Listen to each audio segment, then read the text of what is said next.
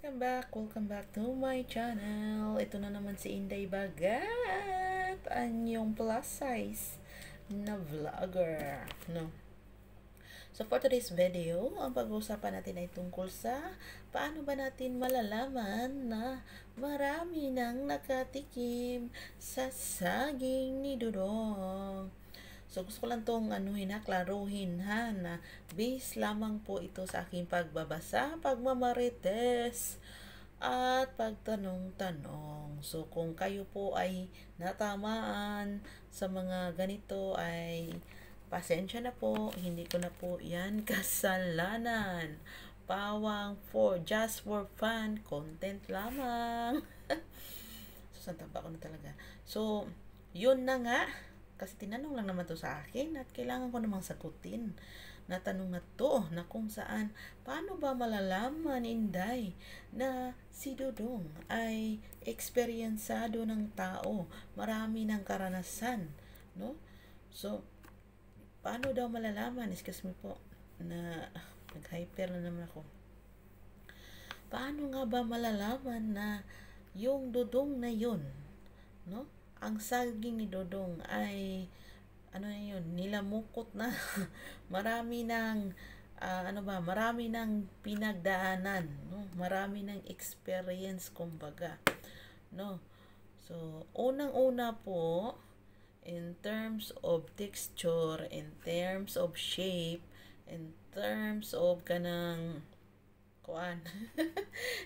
Andito na naman tayo sa mga ganitong bagay. Natatawa talaga ako sa mga ganito kasi I remember talaga na itong mga sinasabi ko ay naging totoo, na nalalaman na ganito yung lalaki na marami ng karanasan.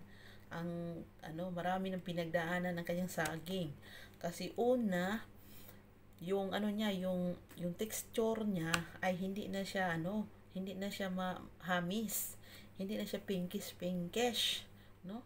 Marami na siyang mga marami siyang butlig, hindi na siya kasing mimis, hindi na siya ganong smooth.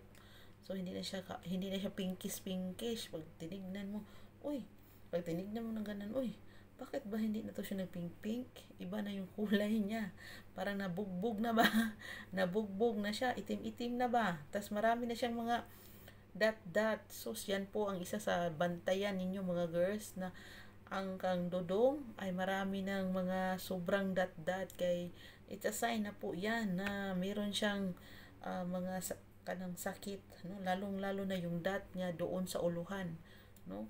Yung maraming dot doon mo makikita doon sa kwelyo ng kanyang yung mga warts, marami siyang warts, lalong-lalo na doon sa kwelyo ng saging. So, yan ang pinaka bantayan ninyo, lalong-lalo na kung ikaw ay LGBTQ, no? Bantayan mo talaga kasi isa yan sa mga cause na magkaroon ka ng sakit. Ang mga Dudong na maraming warts ang kanilang saging. So, yan po pinaka nyo. Hindi na mapink-pinke.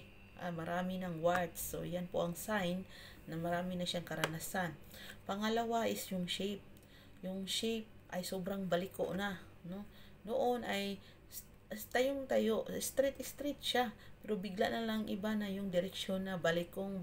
So, overuse na. So, marami na siguro nakakuan dyan, marami na nakasakay, marami na naka-joom, or palagi ba niyang inaano sa kanyang kamay, no? So, overuse na ang kanyang saging. So, bawal mo na yung kainin. Pag mga ganyan, so it's a sign na kailangan mo nang gumamit ng proteksyon. Huwag kang basta-basta na lang mag-joom. Kailangan may proteksyon ka. Kasi para lang din yan sa iyong sarili. Mga inday, mga Dodong, no? Ito yung sign, no, na marami na nakatikim sa saging na yun. So, kailangan tignan nyo kasi kung bulok na yun na saging, bawal na yun kainin at kayo ay magkasakit, mga inday, mga Dodong, no? Kailangan tignan nyo, lalong-lalo na dami ng warts doon, may itim na siya. Yan po ang tignan ninyo. Ang warts, doon kayo mag-focus sa may uluhan yan kadalasan, sa may kwelyuhan yan, no? So, ano pa ba? Yung shape, yung color, no?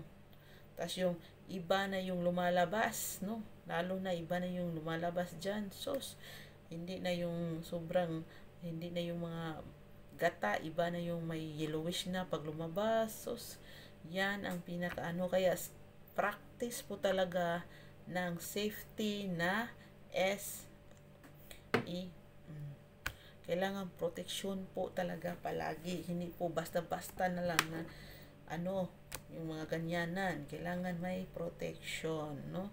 So, sana may nakuha kayong kunting kaalaman galing kay Inday Bagad na kung paano mo ba malalaman na may experience na ang saging ni Dodong, no? Sa unang kita mo pa lang, ma-differentiate mo na yung saging na bulok at yung saging presko pa. At alam mo na yung presko, mapinky-pinkish pa yan at napaka-smooth po hawakan.